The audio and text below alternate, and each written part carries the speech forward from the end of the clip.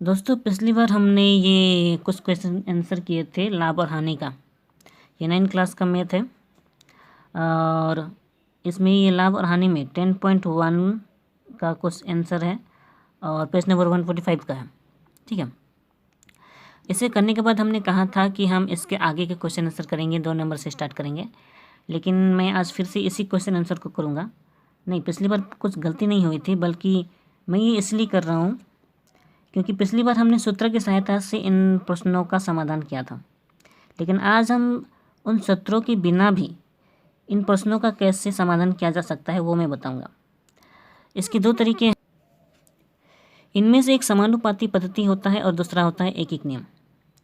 समानुपाती पद्धति आपने 8 क्लास में सीखा होगा, लेकिन फिर भी अगर आपने नहीं सीखा या अगर आप भूल गए हो तो ये आपके काम आ सकता है। एक नियम वो आप 5 या 6 क्लास से ही सीखते आ रहे हैं, लेकिन शायद आपको पता नहीं है कि किस नियम को एक नियम कहा जाता है। तो आज हम पहले समानुपाती से स्टार्ट करेंगे। अगर समानुपाती करने के बाद एक नियम करने के लिए समय हुआ तो हम इसे भी आज कंप्लीट कर देंगे, वरना नहीं तो हम इसे अगले चैप्टर में पूरा करेंगे। तो शुरू करते हैं।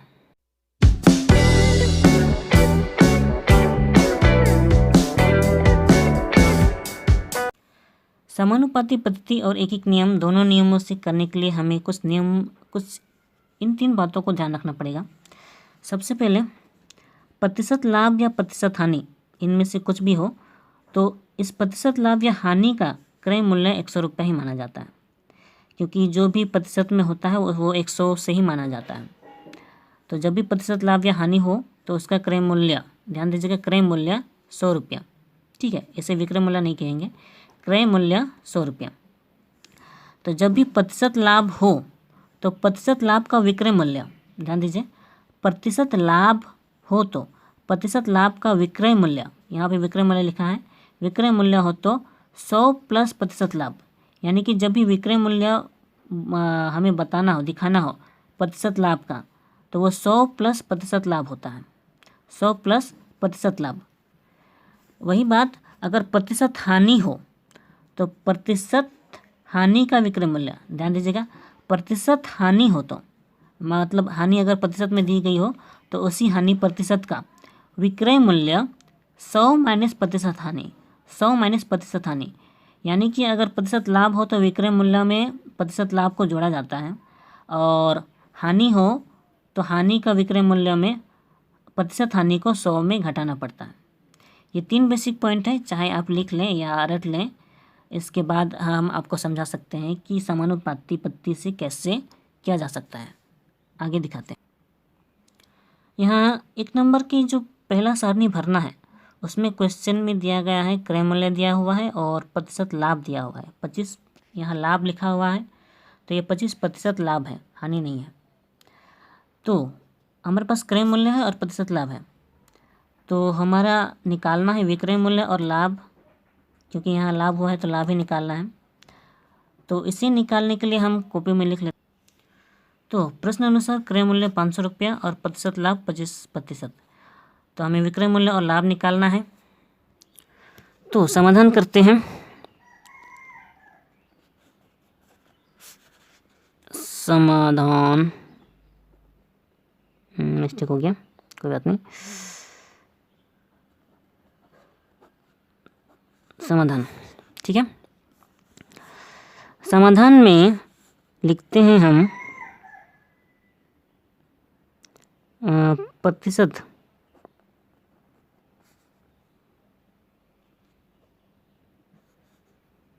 लाभ के हिसाब से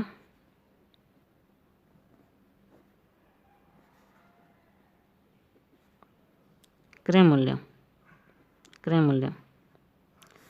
हम यहाँ ये भी लिख लेते हैं 25% लाभ के हिसाब से, 25% लाभ के हिसाब से क्रय मूल्य। मैंने कहा था जब भी प्रतिशत हो तो उसका क्रय मूल्य 100 ही मानते हैं, ठीक है, 100 रुपया। यहाँ पे प्रतिशत लाभ ना लिखकर अगर हम इसे 25 रुपया भी लिखेंगे तो भी चलेगा। तो चलो यहीं लिख लेते हैं 25 रुपया, प्रतिशत लाभ के हिसाब से क्रय मूल्य 100 रुपया। तो अगर अगर 25 रुपया लाभ होता है, मिस्टेक हो रहा है, 25, अरे यार मिस्टेक तो ही रहा, 25 रुपया, यहाँ एडजस्ट कर लीजिएगा, 25 रुपया लाभ होता है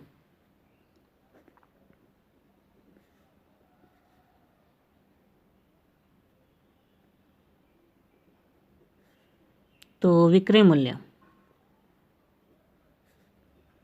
बराबर, क्योंकि यहाँ 100 रुपये क्रय मूल्य है और 25 रुपये लाभ हुआ है, तो विक्रय मूल्य होना चाहिए हमारा 100 प्लस 25। जैसा कि मैंने बताया था, 100 में लाभ को जोड़ेंगे तो ही विक्रय मूल्य होगा, तो ये 125 रुपया हो जाएगा। ठीक है, यानी कि 125 रुपया। तो जो क्रय मूल्य 100 रुपया था, क्रय मूल्य 100 रुपया था, तो उसका विक्रय मूल्य 125 है। ठीक है, तो प्रश्न में क्रय मूल्य 500 रुपया है, तो उसका विक्रय मूल्य क्या होगा? तो समस्या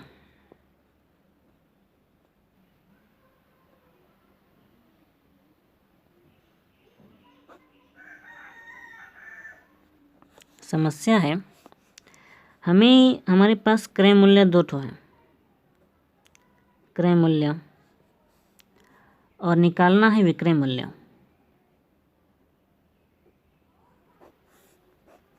ठीक है, क्रय मूल्य अगर 100 रुपया होता है, जैसे कि 100 रुपया हमने माना, तो विक्रय मूल्य 125 रुपया होता है, रुपया लिख देते हैं।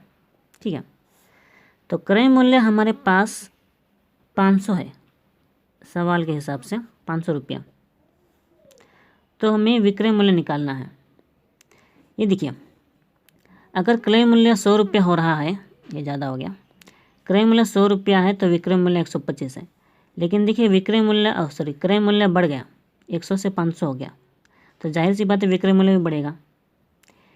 यहाँ समानुपाती नियम में अगर नीचे बढ़े और उस साइड भी बढ़ता है, ठीक है, तो सरल अनुपात होता है, और सरल अनुपात में ये वाला और ये वाला, यानी इसके नीचे वाला उसके ऊपर वाले से गुना होता है, और ये इसके नीचे से गुना होता है। क्योंकि हमें इस पार्ट को निकालना है, तो ये इसके साथ गुना होकर ये नीचे लिखा जाता है समानुपाती पद्धति में।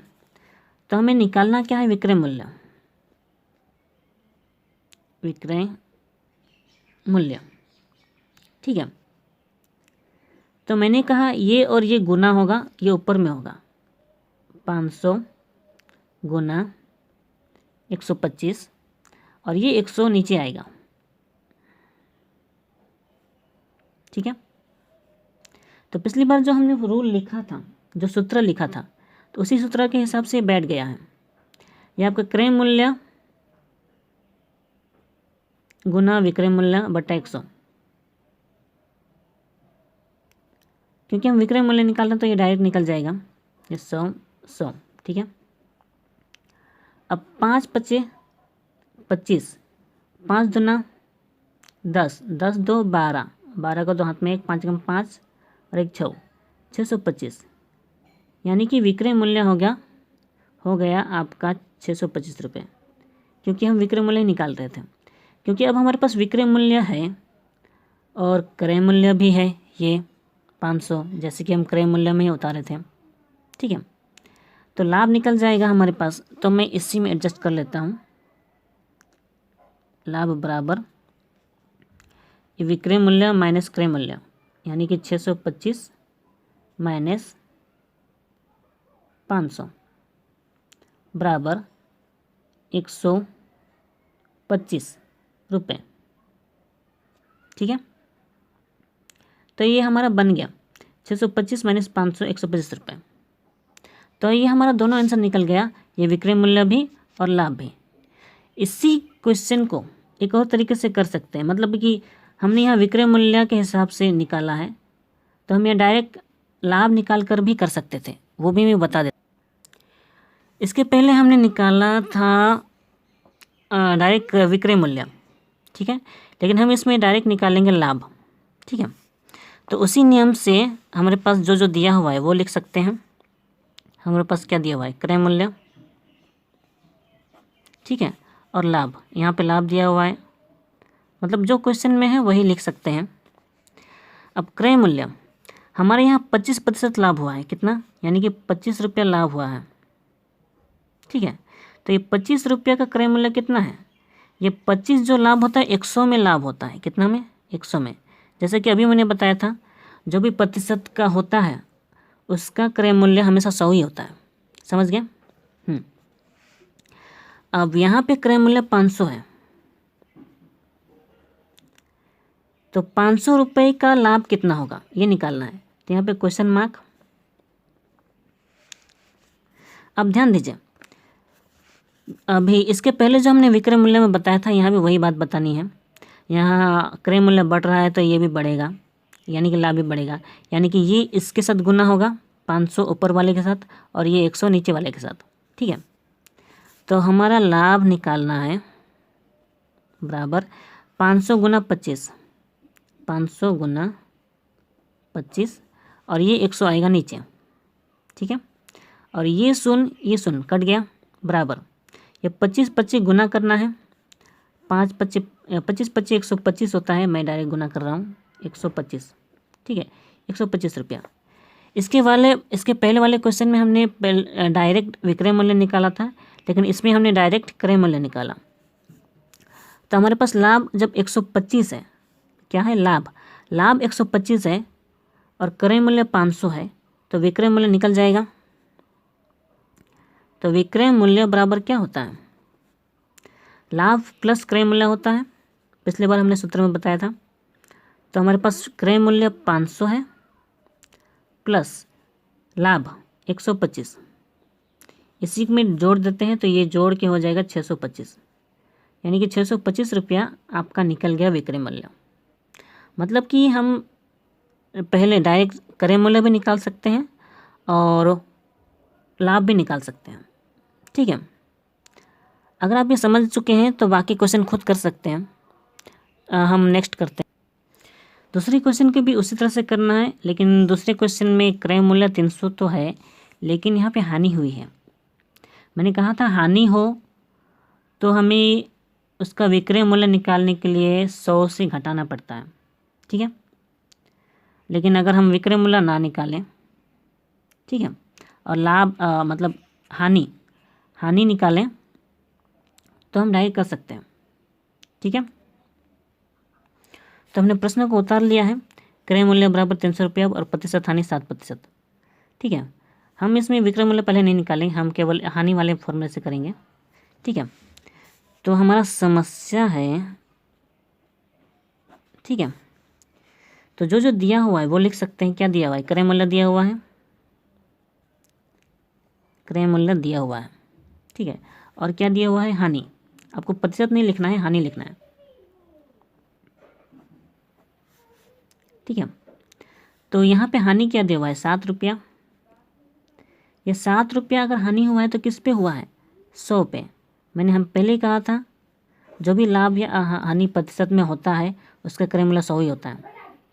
अब हमारे पास क्रय मूल्य तो असल में 300 है, 300 रुपया। तो इस 300 रुपये का हानि कितना हुआ है, ठीक है। तो यहाँ 100 था, ये 7 हो गया, ये 100 में से 300 ज़्यादा हो गया तो ये भी ज़्यादा ही होगा, नुकसान ज़्यादा ही होगा, ठीक है। हालांकि यहाँ साफ साफ आपको दिख रहा होगा, जब 100 में 7 रुपया हानि है तो 200 में 14 रुपया होना चाहिए और 300 में 21 रुपया होना चाहिए। हिसाब कर सकते हैं क्योंकि 300 में तो 103 गुना है ना, तो वही चीज़ ये 3 गुना ज़्यादा नुकसान होगा, 27, ऐसा साफ साफ नज़र आ रहा है। लेकिन प्रश्न अनुसार भी मतलब कि समाधान हमें करके दिखाना होगा। हानि बराबर ये इसके साथ गुना होगा, पहले बताया था, और ये इसके साथ गुना होगा 300 गुना 7 और ये 100 इसके साथ, यानी कि नीचे जाएगा। ये शून्य कट गया, बच्चा 7 और 3 यानी कि 7 21, जैसे कि मैंने बताया था 7 21। ये 21 रुपया हानि है, क्योंकि हम हानि निकाले हैं तो ये 21 रुपया हानि है, ठीक है। अब जब हानि निकल चुका है तो विक्रय मूल्य अपने आप निकल जाएगा, विक्रय मूल्य अपने आप निकल जाएगा। तो जब भी हानि होती है तो इसमें विक्रय मूल्य को क्रय मूल्य से घटाना पड़ता है। मतलब विक्रय मूल्य जब भी निकालना हो तो हानि मतलब हाँ क्रय मूल्य से हानि घटाना पड़ता है। तो क्रय मूल्य हमारा 300 रुपया है यहाँ पे और हानि हुआ है 21 रुपये। ठीक है, तो इसको घटा सकते हैं। 10 से 1 घटाया 9, यहाँ बच गया 9 से 2 घटाया 7।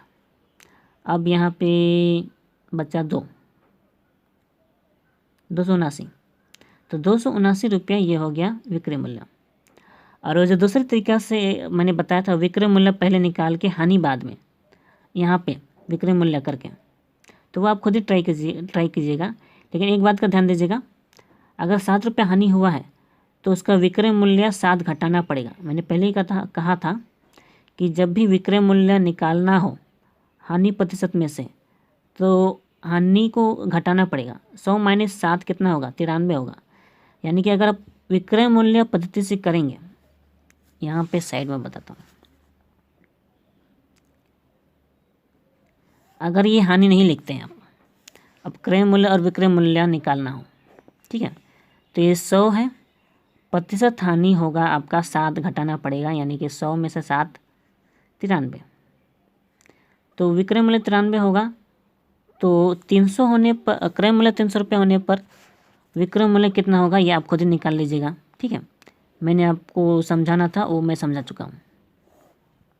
ठीक है, तो अगर आप ये समझ चुके हैं तो ये दूसरा क्वेश्चन भी सेम टू सेम ही है, ये आप आसानी से कर सकते हैं। तो इसी पद्धति से आप ये नीचे वाला आखिरी वाला सारणी कैसे पूरा करेंगे ये मैं बताता हूँ। आखिरी वाले में विक्रय मूल्य दिया हुआ है 23,000 और लाभ दिया हुआ है। ठीक है, यानी कि लाभ 15 रुपया है 100 में, ये 15 रुपया प्रतिशत में है, तो मतलब कि 100 का मतलब कि इसका क्रय मूल्य 100 रुपया है और लाभ 15। तो अगर हम इसके हिसाब से विक्रय मूल्य माने तो 115 होगा। मैं करके दिखाता हूँ। तो ये हमने क्वेश्चन लिख लिया है, ये भी बहुत ही आसान है। हम लिख लेते हैं समस्या, जो दिया गया है उसी में से निकालते हैं। जैसे कि विक्रय मूल्य दिया गया है, विक्रय मूल्य और प्रतिशत लाभ, हमें लाभ लिखना है प्रतिशत को नहीं, तो हमें लाभ दिया गया है। ठीक है, लाभ कितना 15 रुपया लाभ हुआ है। ठीक है, 15 रुपया लाभ हुआ है। ये 15 रुपया लाभ किस में हुआ है? एक चीज़ और है, क्योंकि यहाँ विक्रय मूल्य दिया हुआ है, क्रय मूल्य नहीं। ठीक है, क्रय मूल्य होता है तो हम 100 लिखते हैं, तो 15 रुपया लाभ हुआ है तो इसके हिसाब से विक्रय मूल्य तो 100 + 15 होना चाहिए। 100 + 15, ध्यान दीजिएगा, ये 115 रुपया होगा। ठीक है, ध्यान दीजिएगा, विक्रय मूल्य और क्रय मूल्य में आपको अंतर याद रहना चाहिए। ये 15 रुपया लाभ किस में? 115 में विक्रय मूल्य। तो क्वेश्चन में दिया हुआ है विक्रय मूल्य 23,000, तो 23,000 रुपया विक्रय मूल्य है, तो लाभ कितना होगा ये निकालना है। सेम टू सेम वही मेथड, ये इसके साथ गुना होगा और ये इसके साथ। ठीक है, तो हमें निकालना है लाभ बराबर, यहाँ लकीर दिए 23,000 × 15 × 15 और ये 115 नीचे आएगा क्योंकि ये इसके साथ गुना होगा। ठीक है, अब आपको पता है हम आपको इसमें काटना है। पहले 15 और 115 गुना करते हैं और काटते हैं। ये 5 × 15, सबसे पहले यहाँ पे 11 है, ये 5 से कटेगा, 5 दूना 10, 10 में से ये 11 है तो 1 बचा, 1 और 5 15, यानी कि 5 × 15। ठीक है, अब आप देख रहे हैं यहाँ 23 है, यहाँ भी 23 है, तो ये 23 और ये 23 एक बार में कटा, बाकी बचा 3 शून्य, तो शून्य को देना मत भूलिए, शून्य। तो यानी कि 23 से कम 23 और बाकी शून्य शून्य कट गया, बाकी बचा 3 और 1,000, बीच में गुना है तो गुना होगा 1,000 × 3 यानी कि 3,000 रुपया। ये हमारा लाभ निकला है 3,000 रुपया लाभ। तो अब हम विक्रय मूल्य निकाल सकते हैं। सॉरी, विक्रय मूल्य तो निकाला है, हमें निकालना है क्रय मूल्य। तो क्रय मूल्य बराबर, क्रय मूल्य निकालने के लिए हमें विक्रय मूल्य से लाभ घटाना पड़ता है। तो विक्रय मूल्य से हम लाभ घटाएंगे। हम डायरेक्ट लिखते हैं 23,000 माइनस 3,000। तो इनके बीच का अंतर केवल 3,000 हटेगा तो बचेगा केवल 20,000। तो क्रय मूल्य यहाँ हो गया 20,000 रुपये। ठीक है, तो हमने सारे समाधान कर लिए हैं। ये हमारा समानुपाती नियम से हो चुका है। ठीक है, आप इसी क्वेश्चन को दूसरे तरीके से भी करके देखिए, क्योंकि यहाँ विक्रय मूल्य और लाभ दिया हुआ है, हमने इसी से बनाया। तो आप एक बार ट्राई कीजिए विक्रय मूल्य, और आप ऐसा लिख सकते हैं विक्रय मूल्य और क्रय मूल्य डायरेक्ट निकाल सकते हैं, क्योंकि क्रय मूल्य हमने बाद में निकाला, आप पहले भी निकाल सकते हैं। अगर आप यहाँ पे विक्रय मूल्य 115 देख रहे हैं तो क्रय मूल्य यहाँ पे लिख सकते हैं।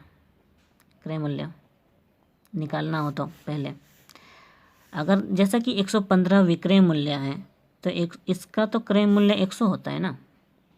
ठीक है, तो 23,000 अगर विक्रय मूल्य है तो इसका क्रय मूल्य क्या होगा, यहाँ आप डायरेक्ट निकाल सकते हैं, या आप खुद ट्राई कर लीजिएगा। ठीक है, ये वाला पॉइंट हटा दीजिएगा। तो अगर आप ये समझ चुके हैं तो आगे करते हैं। इसमें से एक क्वेश्चन हम एक एक नियम से भी कर लेते हैं, सिर्फ एक करते हैं, बाकी आप खुद ट्राई कर लीजिएगा। जैसे कि यहाँ 500 रुपये क्रय मूल्य और 25% लाभ है। ठीक है, तो 25%, तो इसका क्रय मूल्य तो हमारा 100 रुपया है, तो उसी से करते हैं। तो 100 रुपया क्रय मूल्य होने पर लाभ बराबर 25 रुपया। ठीक है, तो वहीं पे 1 रुपया क्रय मूल्य होने पर लाभ बराबर, क्योंकि हम इस वाले पार्ट को निकालने वाले हैं। ठीक है, और हम लाभ निकाल रहे हैं। एक्चुअली जब भी एक का मान निकालने की बात होती है तो ये वाला पार्ट नीचे चला जाता है। ठीक है, बस वही पॉइंट होना चाहिए। यहाँ 100 रुपये क्रय मूल्य दिया है तो यहाँ भी 1 रुपये क्रय मूल्य होना चाहिए। समझ गया तो ठीक है, ये 25 ऊपर ही रहेगा और ये 100 नीचे आएगा। ठीक है, और क्वेश्चन में दिया हुआ है 500 रुपये क्रय मूल्य। 500 रुपये क्रय मूल्य होने पर लाभ बराबर, ये 500 जो है ये ऊपर चला जाता है। ठीक है, केवल वो वाला पार्ट नीचे आता है। तो 25 गुना 500 बटा 100। ठीक है, तो यहाँ भी हमें काटना है, ये 0 काटना है, और यहाँ 5 और 25 बचा, इसको गुना किया तो 625, नहीं 25 25 125 होता है, सॉरी 25 25 125। तो हमारा यहाँ पे क्योंकि हम लाभ निकाल रहे हैं तो ये 125 रुपये लाभ हो गया। ठीक है, आप इसी दूसरे तरीके से यहाँ लाभ ना लिखकर आप विक्रय मूल्य लिख सकते हैं। 100 रुपये क्रय मूल्य होने पर विक्रय मूल्य बराबर 125। तो आपका यहाँ डायरेक्ट विक्रय मूल्य निकल जाएगा, और कितना निकलेगा वो आपको पता है, क्योंकि हमने ये क्वेश्चन पूरा कर लिया है। तो क्योंकि हमारा यहाँ लाभ निकला है तो इसी में से विक्रय मूल्य निकल जाएगा। विक्रय मूल्य बराबर, क्योंकि हमारे पास क्रय मूल्य 500 रुपया है और लाभ है 125।